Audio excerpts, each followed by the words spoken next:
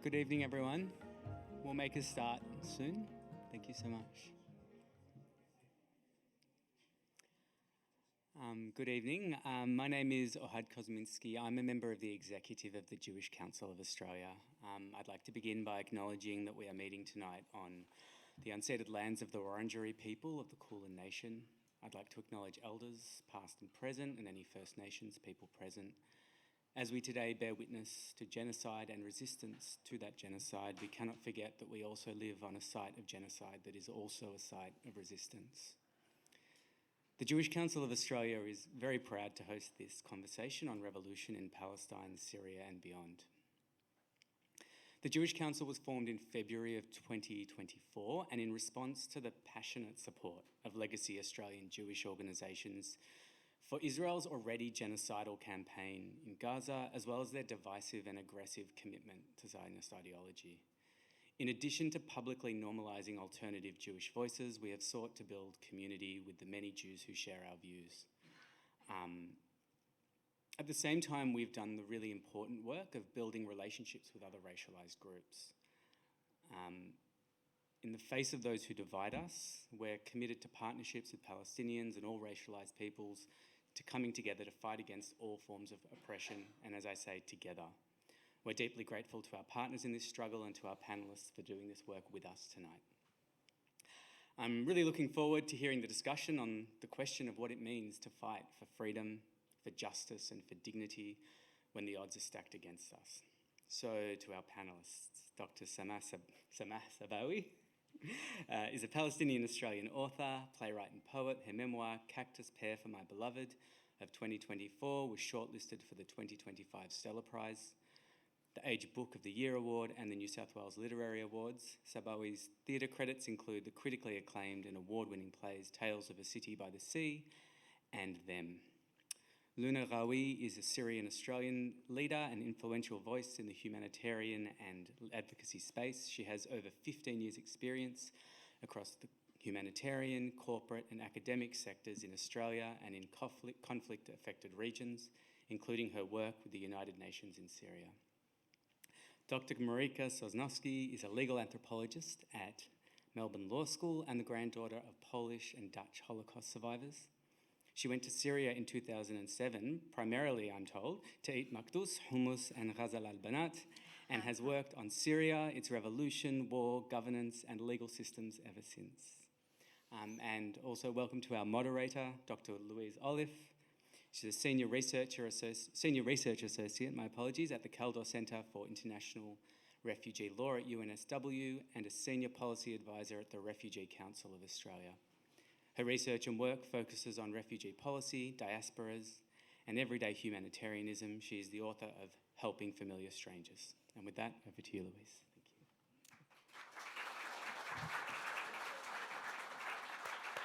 Thank you. Thanks so much, Ohad, for that warm welcome and to the Jewish Council of Australia for inviting us to this panel, which I'm super excited about and excited for so many reasons. And I thought I'd start really by telling you a little bit about our relationships and how I met these women, because I think that might help you understand our conversation as well.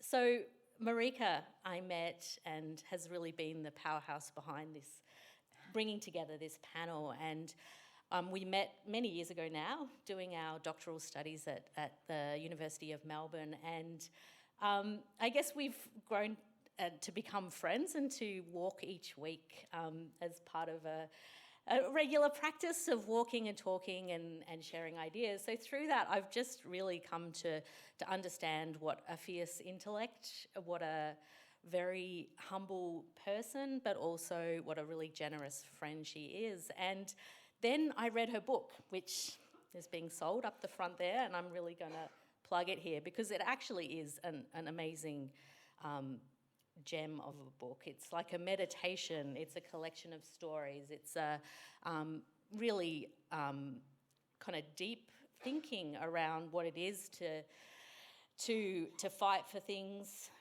how we navigate life, and the title 58 Facets is about how we look at things from different angles to try and understand the whole. And I feel like we need more people, more visionaries, more thinkers like Marika in the world, who listen deeply, who walk alongside others, and who are able to then articulate how we move forward in the world, in a world of gross injustices and violence.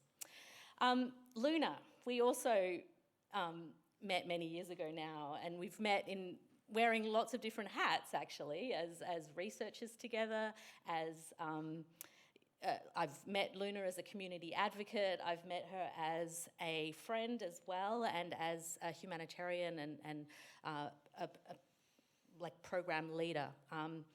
And again, I see Luna as, in many ways, a revolutionary in the way that she sees everything that has kind of driving her is this vision of a better world and a better way of doing things. And she's also one of those people that rolls up her sleeves and just does the work, the hard work as well, of getting things done. So really looking forward to her insights on Syria.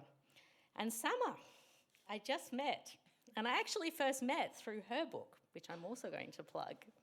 And it was actually an incredible meeting, because through this book, which you trace the history or story of a family, your family, through time, and it's told in this amazing way of where you get this little window into a world. And you know, Gaza is in the headlines. It's been in the headlines, not just the last 2 years, but the last 70 years. But reading this book, you get this connection, this very deep connection with people on a very human level. And of all things, we need those human connections, those stories that tell us what it is to be human in all sorts of different contexts. It's funny, it's heart-wrenching, it's everything all together. It starts in a shopping centre car park in Logan in Queensland and takes us through decades of a family's story. So we need thinkers, we need poets, we need doers, we need all of that. And on that, we're going to start our conversation around revolution.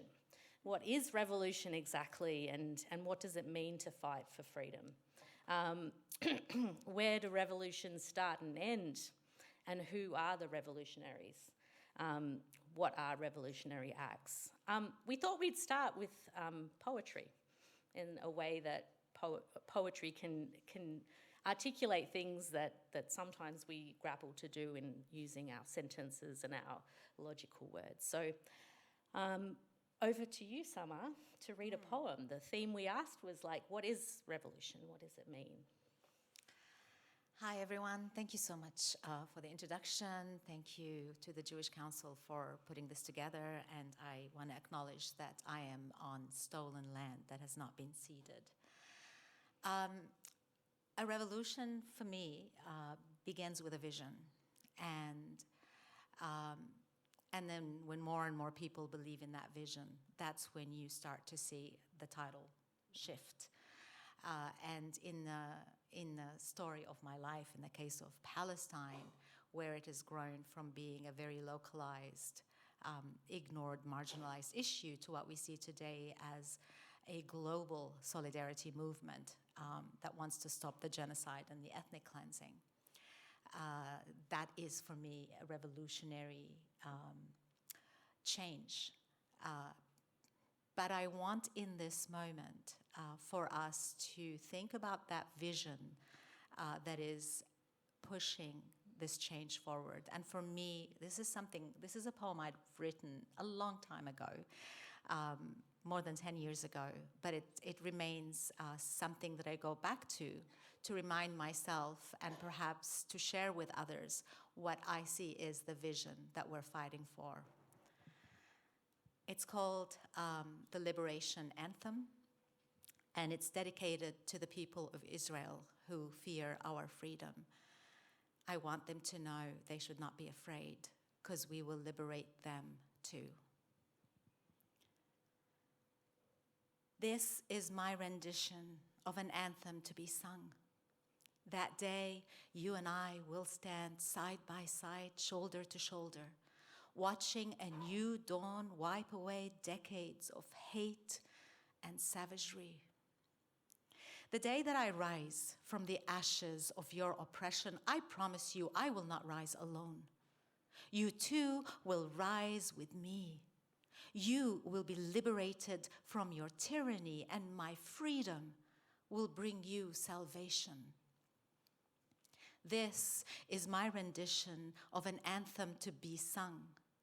I'll craft new words outside of this suffocating language that has occupied me.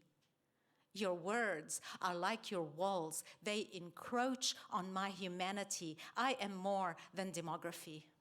I am neither your collaborator nor your enemy. I am not your moderate, not your terrorist, not your fundamentalist, Islamist, extremist, militant, radical. I am more than adjectives, letters, and syllables. So I will construct my own language and replace your words of power with the power of my words. This is my rendition of an anthem to be sung. I don't want to obliterate or humiliate you. I refuse to hate you. Don't care to demonize or proselytize or theorize your intentions. Every breath you draw reminds me you are human. The sound of your beating heart is rhythm familiar to my ears. You and I are no different. We are made of blood and tears. This is my rendition of an anthem to be sung. I will resist and soar above your matrix of control, and with the power of my will, your wall will fall. And that concrete that once segregated us, we can use it to rebuild homes. Your bulldozers and your tanks will dissolve into the earth. The sap will return to the olive trees. The gates will open wide for the refugees. We will be free. We will be free. And I will be your equal. And only then you will be mine, my other self, my fellow human being.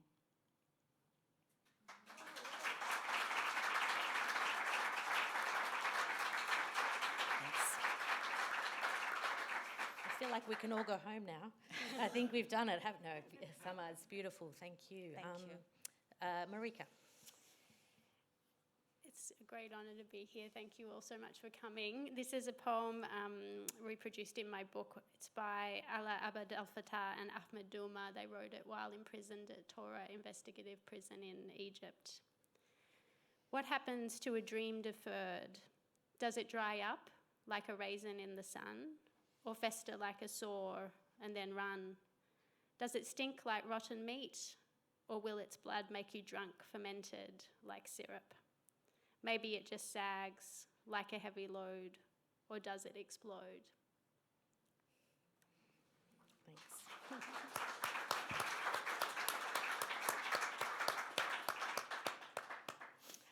So speaking of revolutions, the Arab Spring of 2010, late 2010, was a period of social upheaval, really, in quite a range of countries. We had pro-democracy, anti-government and popular uprisings in Tunisia and Libya, Egypt, Yemen, and of course in Syria.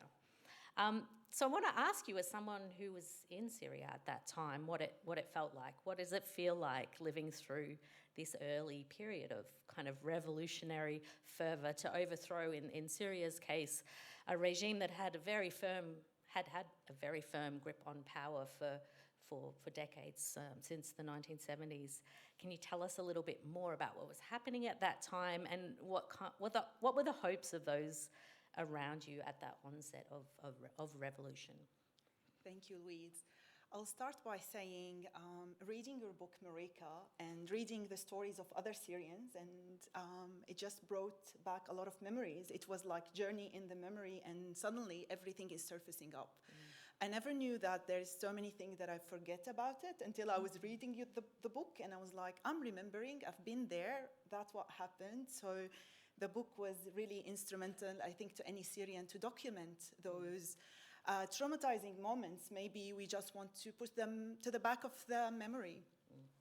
So I clearly remember that day, 2011, end of March or starting April in Homs, where I born and basically got married and lived there.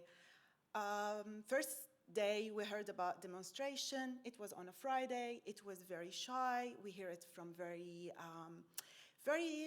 not loud voices, but we heard it and it was like, what's going on? Like, it's really happening. The week after, the voices became louder. It's very powerful, it's cheerful. People were singing, actually. They were singing, there was drums, there was even musical instruments. It was beautiful until the day when it became violence and when it turned into the nightmare that all the Syrian, I think, still trying to survive until the day. Just to give a little bit of background, maybe to the crowd, if you don't know much about Syria and the freedom of speech. In Syria, since we born, our parents will teach us about you don't have a freedom of speech. They will always say, "Wall have ears," meaning anything you need to say, just keep it to yourself. They will tell us a story about people detained, disappeared just because they said something the government's not approving, or they have a political view. So we were born knowing that we don't have freedom of speech. When I finished high school, I wanted to do law degree and do journalism, but my parents said no. They said the law is corrupted, and what you're gonna write about, whether they're gonna dictate what you're gonna write about, or you're gonna get into trouble and end up one of those numbers that disappeared.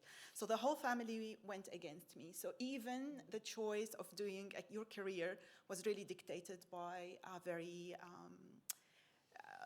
stubborn regime, if I want to put it that way. The revolution started beautifully. It was peaceful. We've seen it. We've witnessed it. We heard it. People, the first time they went out in Homs, they said they want to correct the corruption. They were calling against the governor. That was the very first one, and I still recall that. And then, everyone went out and everyone has asked, and then we start to hear the gunshots, the violence, what's happening to the peaceful demonstration on the street. Our friends start getting detained, imprisoned, and this is the nightmare that we still live in. In 2013, my uncle was imprisoned, detained. We don't know when, how, and what he's done. All we know that the security forces came and took him alongside with another person and the husband, the cousins of my dad. And this is our family journey about trying to find this uncle. Why? Maybe he said something. Maybe he was in a wrong place in a wrong time. And this is my personal trauma, my family, my dad looking for his brother. And just before the fall of the regime, actually, because he've been trying to get people from the security forces going there, enduring all these, it was very humiliating just to sit there and talk to them. And eventually they gave him a photo, a very graphic photo. I didn't want to see it, I never saw it. It's about someone being executed with a gunshot to the head. He couldn't recognize the face. All he could recognize is the shirt he's wearing. And this is the other thing, because my father, my uncles, and my uncle's wife went home, searched for the T-shirt, and they didn't find it. So the only clue we have is this T-shirt. But why, where? It's the forcibly displaced people, like thousands, 100,000s of Syrians that we don't know where they've gone.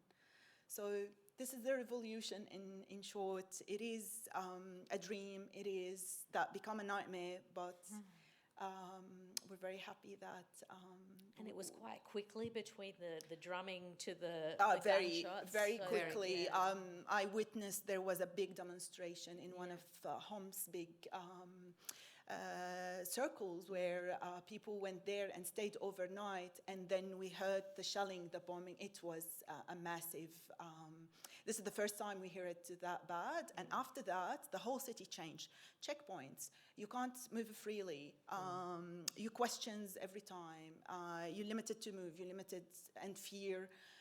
And a lot of our friends were imprisoned at that time just because they participated in this peaceful demonstration, or just because they said something on Facebook, or so with a peaceful act led to a lot of people spare their life for that. And we'll come back to that in a little bit. So, but thank you for painting that picture of that early time of uncertainty and how quickly a vision of some sort of hopeful vision, joyous vision perhaps, can turn very quickly. Marika, your book is, a lot of it is about Syria and about the Syrian people that you've listened to and become friends. Can you tell us a bit about your journey? How did you become interested in Syria, and how has that relationship with Syrians that you've met over time, Luna being one of them, of course, that you've met over time, but shaped your own understanding of revolution and what a revolution is and who revolutionaries are? I mean, absolutely instrumental the stories of Syrians have been in shaping what I understand to be revolution and what I write about revolution in the book.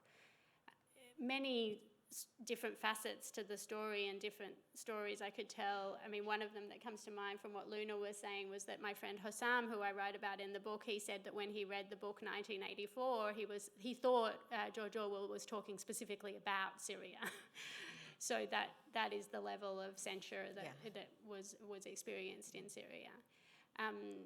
One of the stories I'll share that really sort of crystallized for me about how I talk about revolution in the book was for many years I've been researching the civil registry system that was set up by the Syrian opposition. So these were lawyers, bureaucrats, judges that defected from the regimes shortly after. Most of them defected from the regimes shortly after 2011. And they had this vision of setting up, and they did set up a civil registry system in the opposition-held areas, in the areas that the Syrian opposition controlled, so quite a lot in the north and south of the country for quite a long time.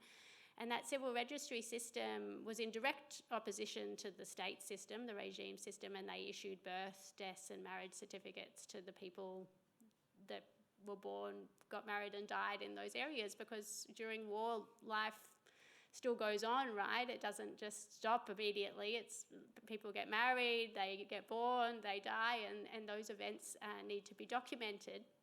So when I was doing field work for one of the trips for that project, I was in Turkey, and I was meeting a lot of these Syrians, and they were they were mostly men, and they were all sort of, maybe you picture it, but they were quite demure, and they were lawyers, they were judges, they were in suits, and they were very, well-spoken and well-dressed and quite quiet and eloquent.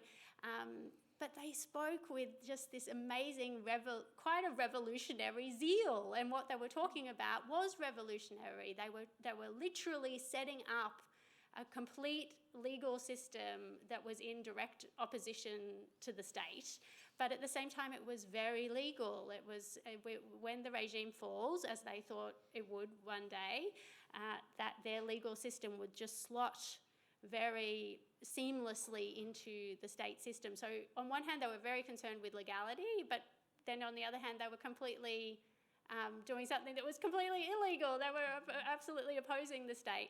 So what crystallized for me in seeing these men talk was just, we usually think about revolution as being people like Che Guevara or Ahmed al-Shara now, these men with guns and military fatigues and kind of storming into the capital with big military acts. But what was so amazing to me about these bureaucratic revolutionaries was that they were equally as revolutionary as Shara. They had this amazing vision for the future, and they were just enacting it day by day, law by law, certificate by certificate. And I think that was one of the moments where that sort of everyday nature of revolution really crystallized for me and these kind of Syrian bureaucrats. I mean, plus, I guess, all the stories like, Luna shared and like a lot of the stories I share in the book of Syrians. But then also I started to think about that in terms of my own Jewish family history and the little acts that my forebears did, little and big, actually, that I talk about in the book. That they also thought they were also revolutionary acts in the everyday. And so I think that everyday revolution, bringing it back to the everyday and evolution kind of starts here with just little things that we can all do every day. So that was a very powerful lesson from the Syrians that I've met. And with different capacities. So if you're a lawyer, that's your capacity to do that, right? I wonder, Summer, how listening to this resonates with you, this idea of everyday acts or small acts in your own family's history, in the history of Palestine. Where do you see these small acts? I'm seeing a lot of connections going on here. So,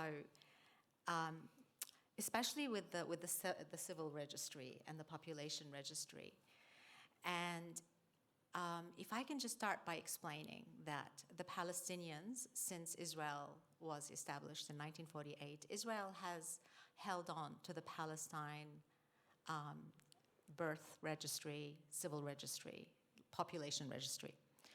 And in 1967, it added Gaza and the West Bank to that as well. And that was, for them, that was power.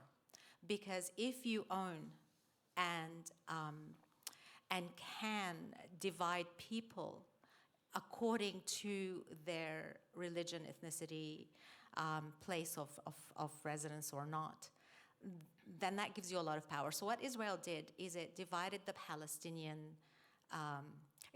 population under its control from Gaza to the West Bank to Jerusalem, to inside the 1948 borders. It divided that population into 5 categories. If you were in the top category, if you were Jewish, then you have full rights, you have a right to vote, you have a right to family reunification, you live pretty much in a democratic functioning society. If you're an Israeli citizen of Palestinian descent, you get a different color ID card. And that card gives you what is more or less second-class citizenship rights. So you don't have the right to family reunification, for example. You can vote in the Israeli system, but you've got more than 52 laws that target you and don't target the Jewish population in the same way. So you've got discrimination against you in the shape of 58 laws, because for something to be legal doesn't necessarily mean that it's right or that it's humane. It just means that it's legal. It just means that the state has legalized it. Now, the third tier down in the buffet of rights under Israel's population is people who live in the West, in Jerusalem. So they have a different coded color ID. They have less rights than the citizens. They don't get to vote. They don't get to expand, for example. They don't get building permits to expand their houses. They are subjected to a lot of discrimination. Especially their residency permits can be stripped if they spend too much time outside of Jerusalem. And they're inside the 1948 Palestine-Israel map. Then you get people in the West Bank, a different color system, no citizenship rights, no voting rights, and they cannot leave the areas that they're in, not even to go to other Palestinian areas. And then you've got Gaza, the bottom of the barrel, different ID system. People from Gaza cannot marry people from the West Bank.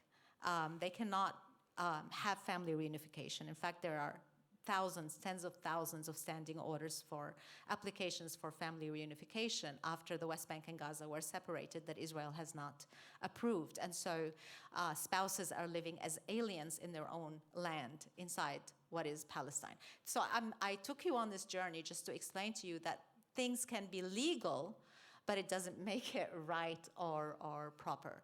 So this is the conditions that the Palestinians live under. Now, when it comes to revolutions, in the sense of small acts, in Palestine, just staying on the land is a revolutionary act. Just sumud within itself is a revolutionary act. And a lot of those small acts we don't get to see, because we get to see the rubble, we get to see the destruction.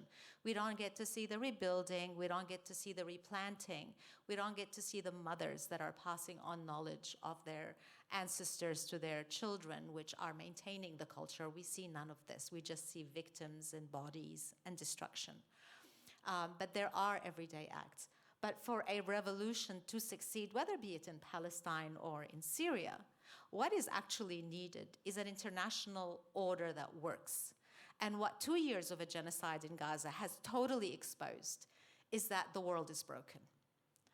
And for as long as the world order is broken, and for as long as we have Trump trying to mimic what Israel is doing through a system of IDs in the US, you know, the land of the free, where just yesterday journalists walked out from the Pentagon office because they handed their media cards because the Trump administration wanted them to run everything they write by them. And so like we're seeing this reverse of democracy in the West, not just in the US. We've seen it here with the ABC, with the Latouf case, with other cases of people trying to exercise their freedom of expression. So we're all connected. And for Syria's revolution to have succeeded, for the Palestinians to succeed in ending the oppression and the occupation, what we need is a global revolution, not a small revolution. The small acts of revolution feeds into that. But we need a global revolution to fix this broken world that we live in.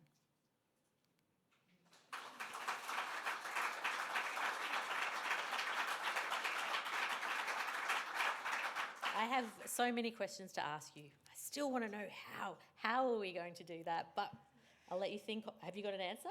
Oh, absolutely. Just see me afterwards. I'll give you that. I mean, the small acts, but the big picture is what needs to change. I think everyone here who goes to the Sunday marches knows how to do that. Yeah, We've just got to be at it. Yeah. Luna, in Marika's book, and I think this is bringing us down back again maybe, but Marika's book talks about the law and state violence, which some of you've just explained eloquently as laws don't have to be just. In fact, they're often quite violent in their effects and how they're crafted. It's not necessarily a just systems. And Marika talks a lot about checkpoints as sort of this physical manifestation of the state and violence and the law and how these sort of interact. And she sort of also documents some of those everyday acts of crossing borders and how people resist or don't resist or negotiate or sometimes, cross them with gumption and sometimes cross them with defeat and submission. So from the Syria case, where checkpoints are sort of something that we hear about even when we know little about Syria, you kind of get this sense of checkpoints. How do these ideas resonate with you, this idea of checkpoints being an expression of this sort of state violence, and any sort of reflections from your own experiences of checkpoints and crossing those in Syria? That's a big question, actually. But from Marika's book, this resonates a lot. Every time she mentioned the story about a checkpoint, even when your grandparents was crossing and they passed the checkpoints, you still don't know how they did it, and then the Nazi was just after them. So crossing checkpoints can change your life. You can die on a checkpoint, you can disappear on checkpoints, or you can have your life back if you cross the checkpoint. So it is the most traumatizing experience for us in Syria, is just to be stopped at a checkpoint. And I just have couple of examples we personally experienced about what could happen at a checkpoint. Because every checkpoint has their own law and their own justifications, and they can do whatever they want. So really, an 18 years officer, or I don't think they are an officers, can really determine and conclude your life. So one of the examples, one time I just had my baby, my second baby, and my husband went to buy some diapers. It's 5 minutes drive to get there. It's half an hour, and my husband is not back home. I started calling him, he's not responding. 10 minutes later, his phone was closed. This is when I knew there's something wrong. And what can I do? There's nothing. So I start calling the parents, start looking, maybe he passed by, maybe something happened, and no one located him. It took him 3 hours to come back home. And even though those 3 hours are a lifetime for us, but he was back. We knew about a lot of people who didn't get back. He was just stopped on a checkpoint. They want to check more, and they suspected something, so they asked him to go to the basement to do further checks. They took his phone, they took the car key. What was really is that they needed some cars to transport, to use it for transportation, so they held people as if they are checking them out. And this is when my husband, because he heard it from someone else, he was like, don't worry, look, they took my car, don't let them took yours. And then my husband was like, what's going on? And why you're taking my car? And they said, we have someone wounded and we need to transport them. And he was like, I'll transport them, but I just want to go to my home, give the diapers to my wife and the milk, and then I'll go with you. So my husband just wants to come home to tell me that he is with them, so I know where to search for him. But the officer get very angry with him and throw the car keys into his face, and then my husband took it and ran away. So this is one of the examples of what can happen at checkpoints.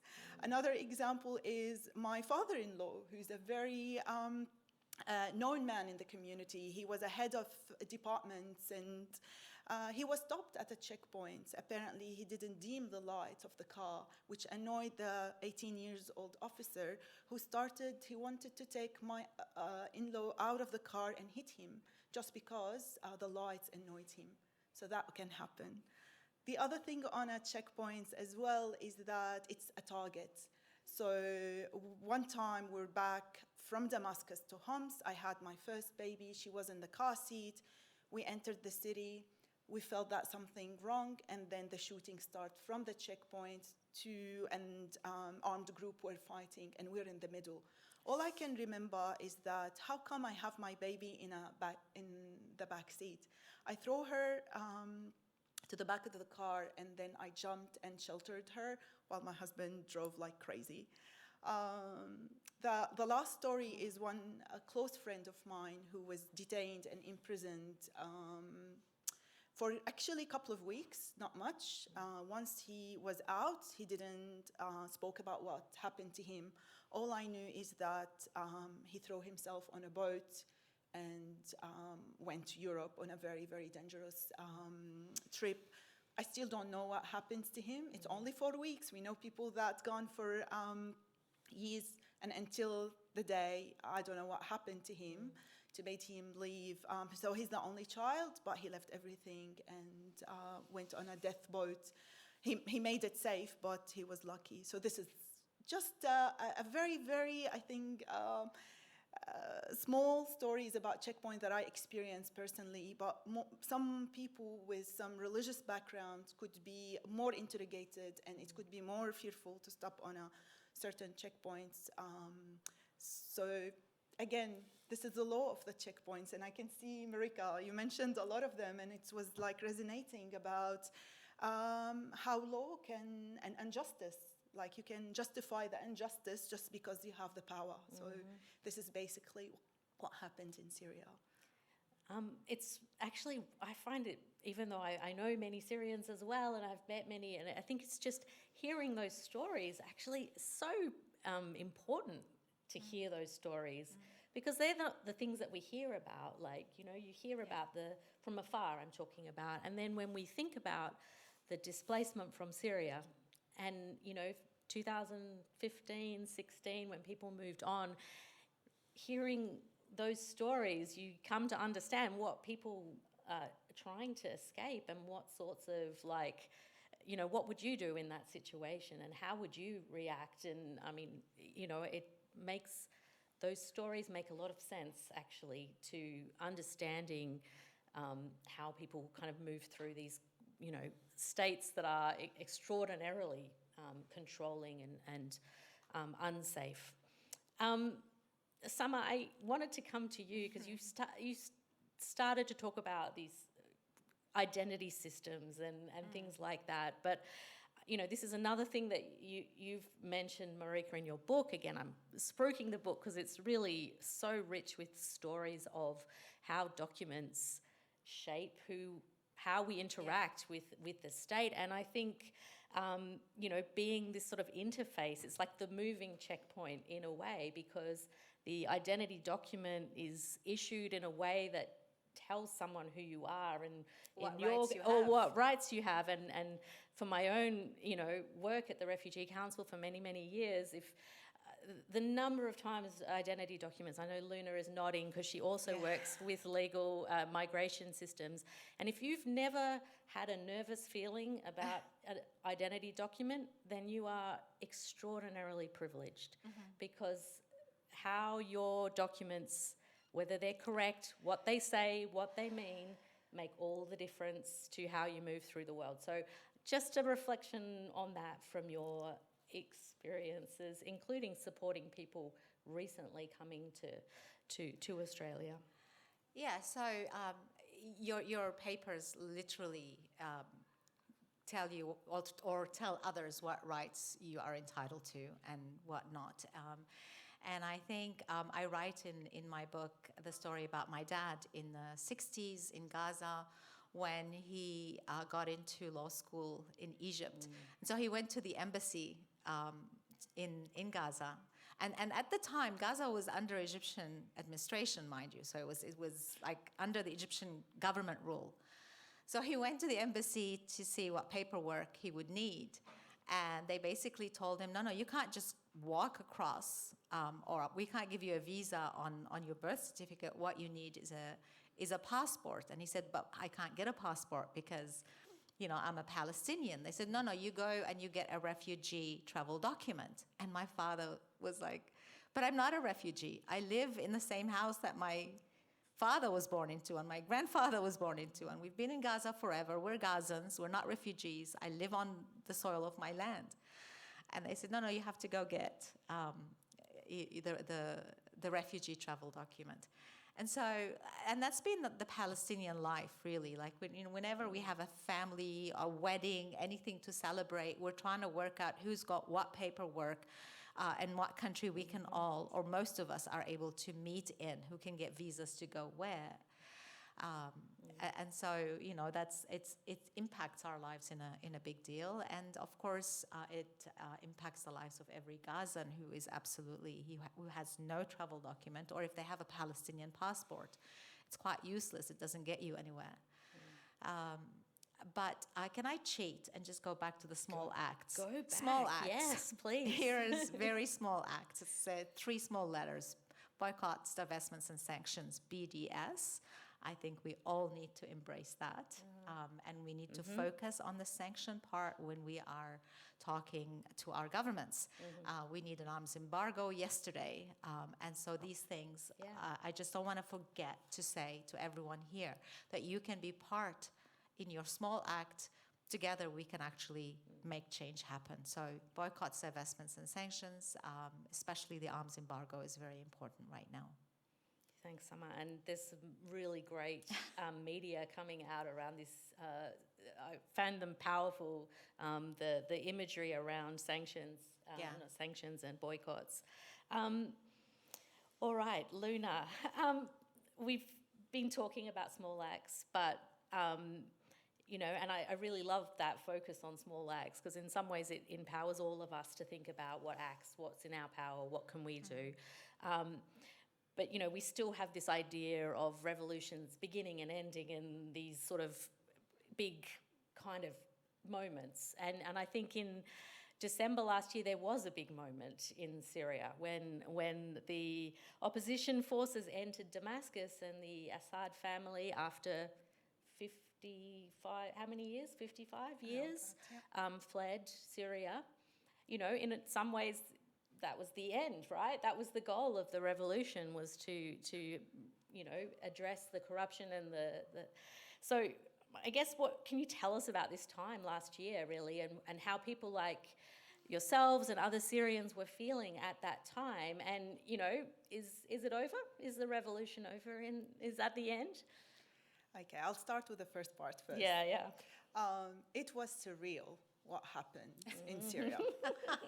I don't think anyone in Syria slept on those last 48 hours. We were drunk with happiness. At start it was fearful. Yeah. We didn't know what's going on.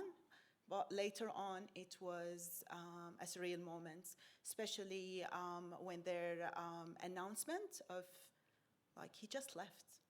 Like, he just left. It took us 14 years, thousands of lives, hundreds of displacement, millions of refugees, and he just left.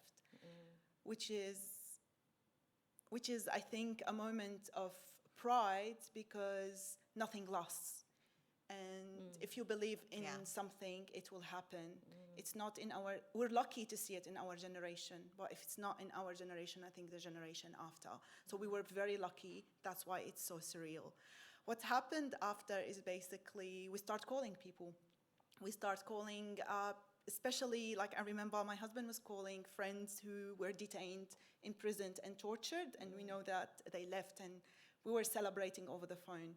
For my family, it's a completely different story, because just seeing the prison breaking up, for us, it's going through thousands of tables, seeing thousands of photos, and trying to locate the disappeared uncle, and just contacting people who lost their loved one, and if they find something. And so it was very emotional, very hard to explain in few words, but it is surreal. Again, I'm going to say it more and more, because we never thought it's going to happen. However, I don't think revolution will ever end. I think the regime can fall, the violence might end, but revolution is basically pushed by the spirit of the people. So if the people looking for a change, so this is revolution, it will take different shapes. Could be a resistance, could be advocacy for change.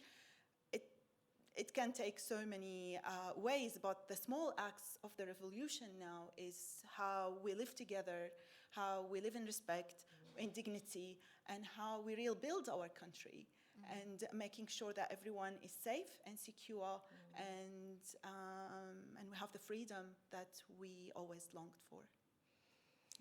Yeah, I really wish that for you, as I wish it for everyone.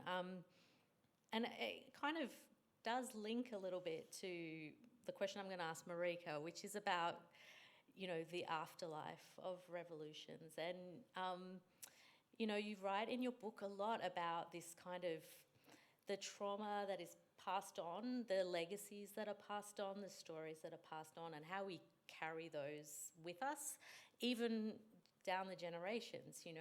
And you use the words, I can't see my things, the ghosts that we walk, the ghosts we carry around. So this idea of you know, and you also talk about accounting, like how the costs of these sorts of things and how we pay for them over time and things like this. You know, in the work that I do at the Refugee Council, we talk about vicarious trauma a lot, right? You know, that you can hear and care for people who have experienced horrific events, and you can yourself have a trauma response to that, you know, to that stuff, to the other person's trauma. But I've heard recently more people talking about this idea of vicarious resilience that you can also, from caring for and listening to and being with people who have experienced horrific events, you kind of can sort of feel the strength and the adaptability and the skills and that hope and all the things that carry people through traumatic and violence and traumatic events. So I'm just wondering if the ghosts that we carry around, even though they focus a lot on the violence, are part of, you know, the things that help us to create sort of a more just and dignified world, and how you think about that. Yeah, for sure. I think, you know, it comes back to what Samar was saying earlier. I think in the book I use Professor Eviatar Zerubbabel, and he talks about a boundless community of experience. And so I think sometimes when we talk about trauma, and we know, you know, intergenerational trauma and through epigenetics and everything like that, that's a thing, right? That's real, it's a thing. But I think if we have this more expansive view of the world where we live in a boundless community of experiences, where actually everything that we experience affects everyone, then that's a much broader and more encompassing idea about the ramifications of our actions in the world. And I like that idea because it relates back to revolution, right? Because then if we, you know, do things that we believe in the world, and they don't, you know, maybe they can be big sometimes, but they can also just start with little acts, you know, every day. You know, in the book, like there's so many stories of little acts that people do. Like I'm thinking now about Mada, a friend of mine who was at a checkpoint with her boyfriend in Damascus, and he was stopped, and the security forces threatened to take him away. And she is an Alawi, and she went up and said, you know, "Huwa min jamiatna, he's with us." Like he's an ally to us, our Alawi people who you know was the sect of the president, and because of that they let her boyfriend go, but it didn't come cheap. You know, she went away and they sat down and she started to cry, and so it's just a small act that actually saved her boyfriend probably from getting arrested, but it leaves an imprint. You know, and I don't think that maybe that doesn't rise to what we would normally think of as trauma, but yet it leaves an imprint on your soul, I think. And, you know, but the same with, you know, beautiful acts. I mean, you know, there's the Arabic saying, yom asal, yom basal, like days of honey, days of onion. And, you know, we live in a world of endless beauty and boundless suffering, always, you know, and that's how it is, you know, on a big level and on a small level. So being in a endlessly boundless community of experience with that is our birthright as humans, I think. Amazing way of describing that. And again, the book really brings that out. I think the stories of all those different angles in that moment of like uncomfortable, when people sit with that uncomfortable feeling of having like relinquished something at a checkpoint or done something, like how do we account for that, and how do we think about it, and how do we move forward? There's no black and white, it's all grey, isn't it? So Samar, what about your final thoughts on when revolutions end, and do they end? How does it end? I think revolutions do not end, or at least revolutionary thinking. It's always going to be a work in progress. The minute you get lazy, the minute you set back the movement forward that you are trying to envision and move towards. So I don't know if they ever end. So we're going to need you every Sunday for the rest of your lives. State Library, Victoria, 12 o'clock. Thanks, Samar. We're going to sort of end this part with some poetry again, because again the poetry tells us things that it's hard to say. So wanting to start with you, Luna, we asked the panelists to each choose a poem that sort of was something they wanted people to take away from this event, from this discussion. So if you could, share your poem. Thank you, Louise. I'm going to read it in Arabic, as this is the language speaks most to me. I'm just going to explain briefly what it is all about. It's a poem, is a tribute to Damascus. It's about love, identity, and longing for home. The poet speaks as someone deeply connected to the city, describing how every part of him carries its spirits, its jasmines, the coffee, and the memories. At the same time, it reflects the pain of exile, the loss of voices under oppression, and enduring power of poetry to keep a homeland alive.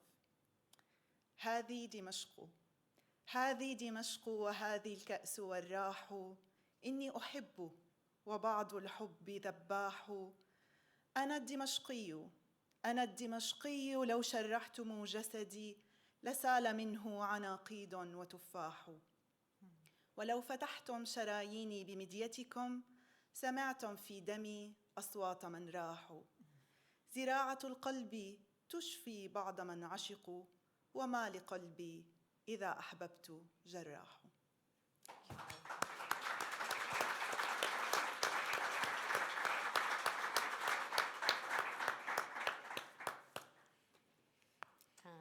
Marika. This is a poem that's reproduced in part in the book, but I thought it was too good an opportunity to pass up to read you the whole poem. It's by Aurora Levens Morales, who was a Puerto Rican Jewish poet, written in April 2002 during the Second Intifada, and it's called Red Sea. This Passover, who reclines? Only the dead, their cupped hands filling slowly with the red wine of war. We are not free. The blood on the doorsteps does not protect anyone. They say that other country over there, dim blue in the twilight, farther than the orange stars exploding over our roofs, is called peace. The bread of affliction snaps in our hands like bones, is dust in our mouths. This bitterness brings tears to our eyes. The figs and apples are sour. We have many more than 4 questions. We dip and dip, salt stinging our fingers, unbearable griefs braided into a rope so tight we can barely breathe. Whether we bless or curse, this is captivity. We would cross the water if we knew how. Everyone blames everyone else for barring the way. Listen, they say there is honey swelling in golden combs over there, dates as sweet and brown as lovers' cheekbones, bread as fragrant as rest, but the turbulent water will not part for us. We've lost the trick of it. Back then, one man's faith opened the way. He stepped in, and we were released, our enemies drowned. This time we're tied at the ankles. We cannot cross until we carry each other. All of us are refugees, all of us prophets. No more taking turns on history's wheel, trying to collect old debts no one can pay. The sea will not open that way. This time, that country is what we promise each other. Our rage pressed cheek to cheek until tears flood the space between, until there are no enemies left, because this time no one will be left to drown, and all of us must be chosen. This time it's all of us or none.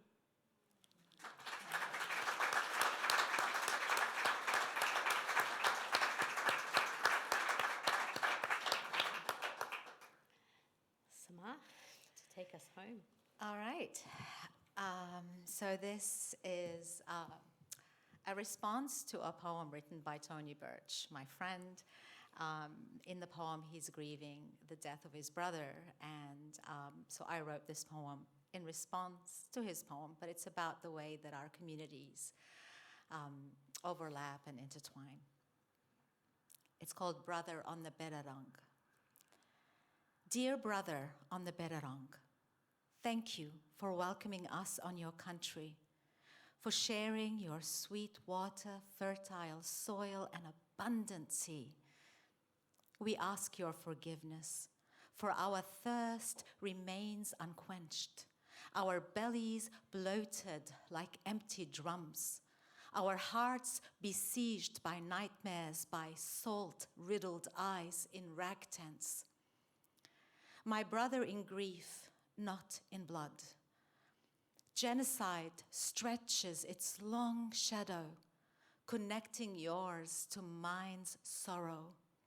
Across green fields and over mountain peaks, along billabongs, the memory mourns, and the soul yearns for our lost ones. A knock on the coffin will not awaken those departed. My brother in dread, there are no coffins in Gaza, no privacy for the dead.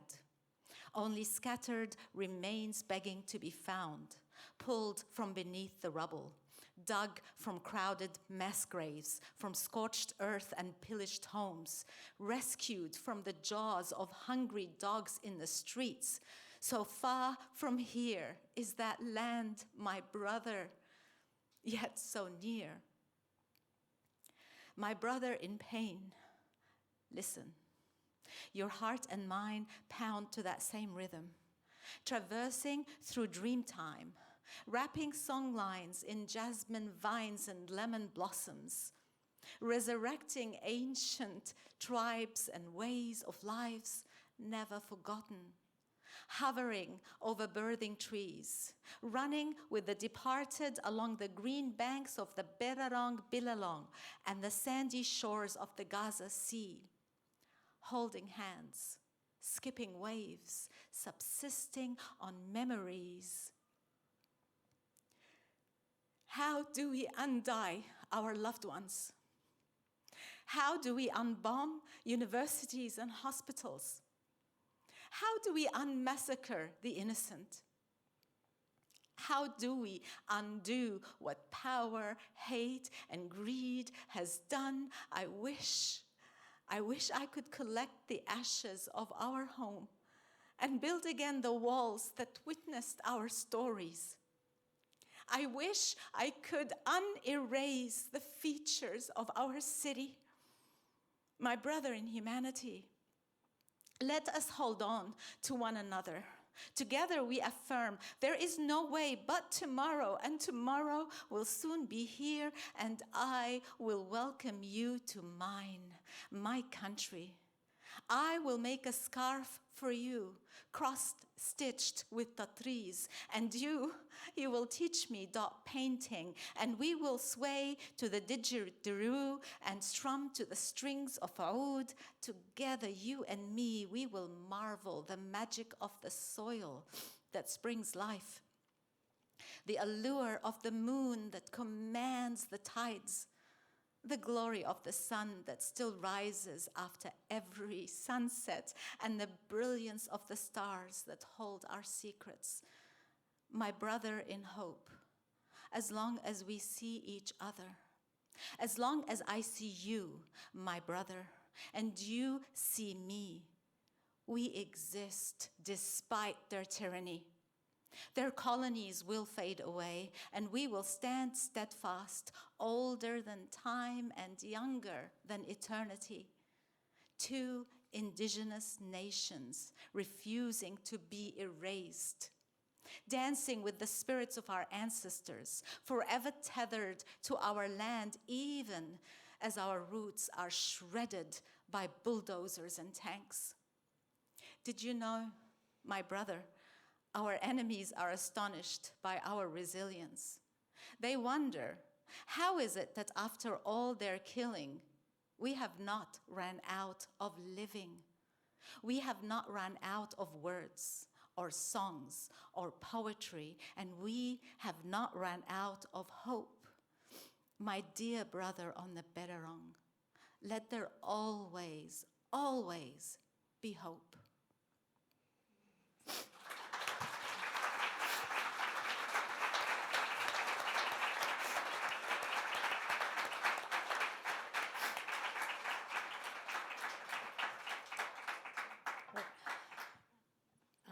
Just an amazing panel, and again, I wish to thank you for your honesty and your humility and your wisdom.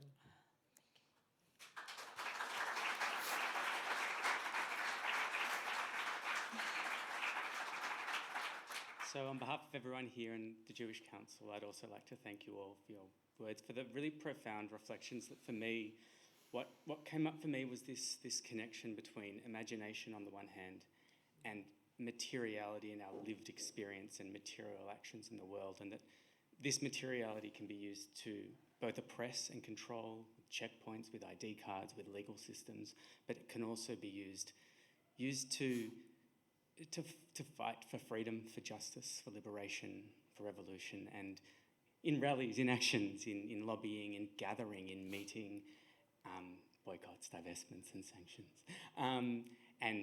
And that these two things come together, and against those acts of oppression, what we have is the work of building the imagination to imagine a better world and to create it together. So once again, thank you, Marika, thank you, Luna, thank you, Samah, thank you to Louise. Before we finish up, we'd like to let you know that there are some books on sale and some T-shirts. We've got Marika's book, 58 Facets on Law and Violence, and Samah's book, Cactus Pear for My Beloved, as well as some T-shirts that were designed by Marika's daughter, Oren. All sales are going to be going to two organisations, PARA, Palestine, Australia Relief and Action, and it's a Palestinian-led charity based in Australia that helps Palestinian migrants and refugees settle in Australia to achieve their full potential, free from the barriers created by conflict and displacement. And the other charity is the Karam Foundation, which is a long-standing Syrian-led charity dedicated to giving Syrians the tools to shape their own futures. It focuses on facilitating education, training and employment. And that's all. Thank you so very much for your time.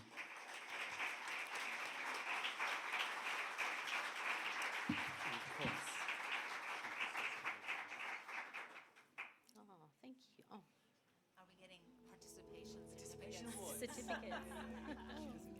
Oh, no.